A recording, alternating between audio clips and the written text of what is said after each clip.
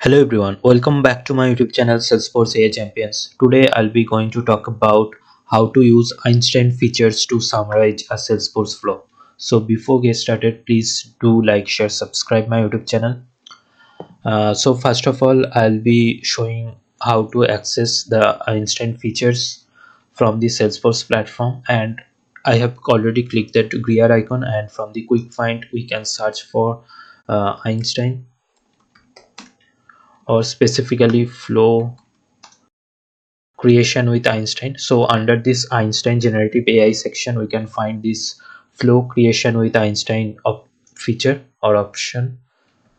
On clicking on it, we can see that whether the feature is activated or not. So this needs to be activated to like create flows using the Einsteins, and all of the Einstein stuffs we can do if this feature is activated only. So please check before get started with the flow creation or the summarization of the flow features within Salesforce flow with the help of Einstein. So this needs to be enabled, and let me just go to process automation. So under flows I can find all my flows in for this org. I'll just open one of the flow, and I have created this flow for some use cases a couple of sessions back. So on in here we can see this Einstein icon is available. So on clicking on it, we can just find this Einstein canvas here, and it will just uh, provide the recommended action. So as of now there is only one action is available, like summarize flow action. So if I just click on it, it will just summarize the entire flow in simple sentences, so that we can just find what is the flow is doing. And like this is a record trigger flow. It's saying that upon the opportunity being updated to closed on, whenever, so it's on the update. If I just show the triggering point is the opportunity updation, and it's showing and it's stating that like whenever the opportunity is getting updated to closed on stage, these flows create a new opportunity with the same name appended with the cloned, sets its stage name to prospecting, and copies over the closed date.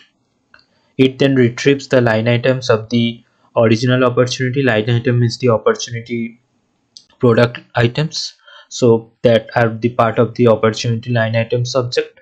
So loops through them and creates new line item for the cloned opportunity, and the functionality is here. So in here I am just looping through all the line items for the original parent opportunity, and then just assigning them into record variables or and in the collection variables, so that I can just create new line items record with the help of this record variable. So I have entered a couple of series for this to create how to just copy opportunity line items whenever a new opportunity is getting created from the existing opportunity. So please check them out. I will add those tutorial links in this YouTube video description. So and then let me click again this summarize, and we can see that loops through the items and creates the new line items for the cloned opportunity. Finally, it updates the original opportunity with the reference to the cloned opportunity. So the some field updations are also happening in the original opportunity for the reference for the created opportunity, and it's also saying those are the several objects and fields that are worth mentioning. Below are the line items. Fields are there like opportunity stage name. The flow checks if the field equals to closed on, that is the main triggering point. And then opportunity line item, all the fields like flow retrieves, loops through, creates new records using these fields. And so we can just, there are two options to revise length, like this is a standard format, and we can just make this description shorter as well. On clicking this make shorter, we can just precisely describe the features for the flow, just like that. This is a record trigger flow. The flow creates a cloned opportunity and its line items. when an existing opportunity stage name changes to closed on.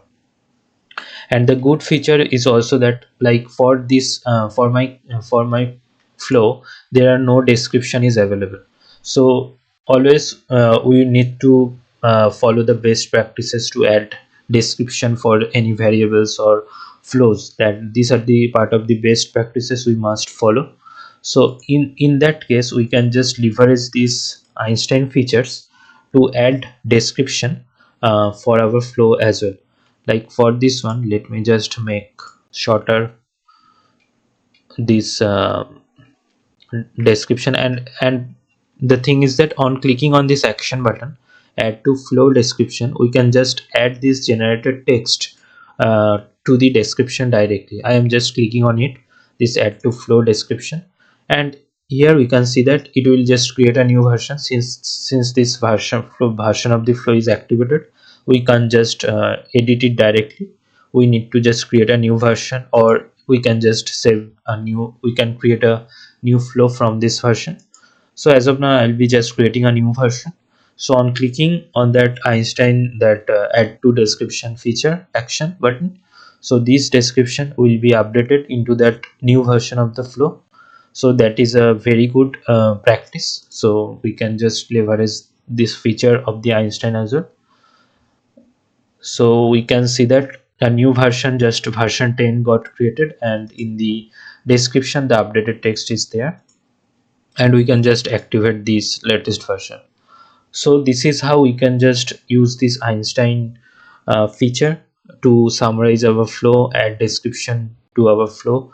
So Salesforce are adding more actions and functionalities for the flows. Like in the latest release, I just was reading through, like we can just compare between the two versions of the flow directly from the Salesforce platform. So that is a very good feature. So I'll be adding more tutorials on the Salesforce flow and Omni Studio. So please stay tuned. Please like, share, subscribe my YouTube channel. Thank you so much. Thanks for watching.